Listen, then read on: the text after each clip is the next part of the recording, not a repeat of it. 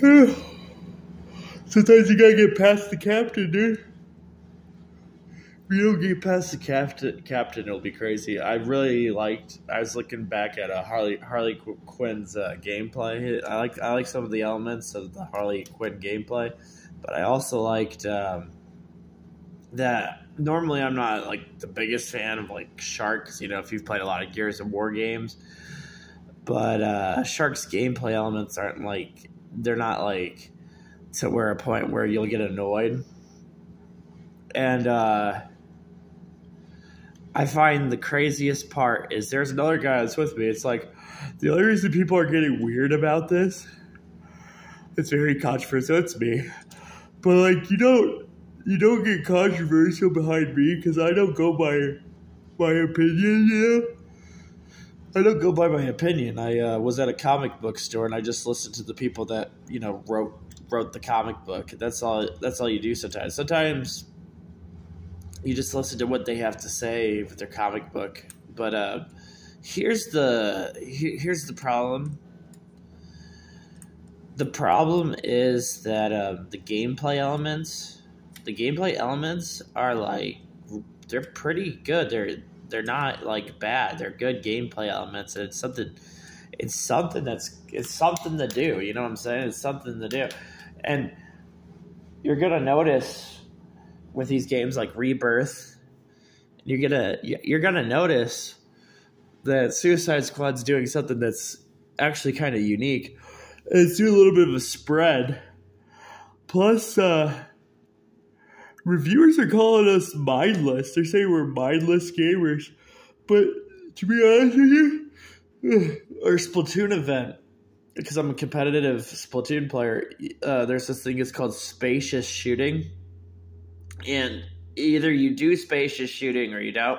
And if you don't do spacious shooting, it shows, and then you guys just lose. But if the gameplay element, if you don't adapt to the gameplay element, and you don't do that, and you don't study that, and you don't learn that gameplay element, then everybody gets you. Everybody just keeps getting you online, and then that's another thing that gets really, and it's really a bad thing. I don't know what Ninja's opinion is on Suicide Squad, but you can only imagine if he's played Final Fantasy Rebirth. You can only have an idea. But I mean, honestly, he should be for Suicide Squad as like a player-based unit. Like if you're gonna have better players on your team and all that for these online games, and you're gonna need people to go through grind.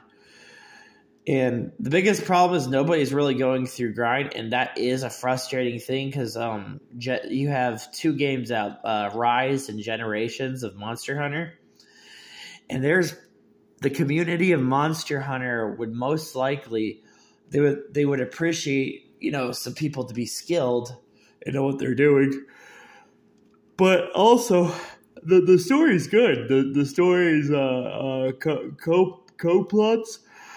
Other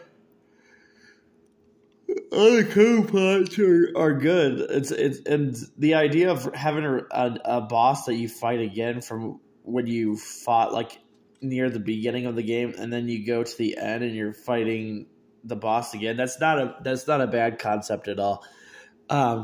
Sometimes when you have the same element of fighting this new boss at the end, you're almost like you're playing the game and you're predicting it. You're like, oh, there's got to be a new boss battle.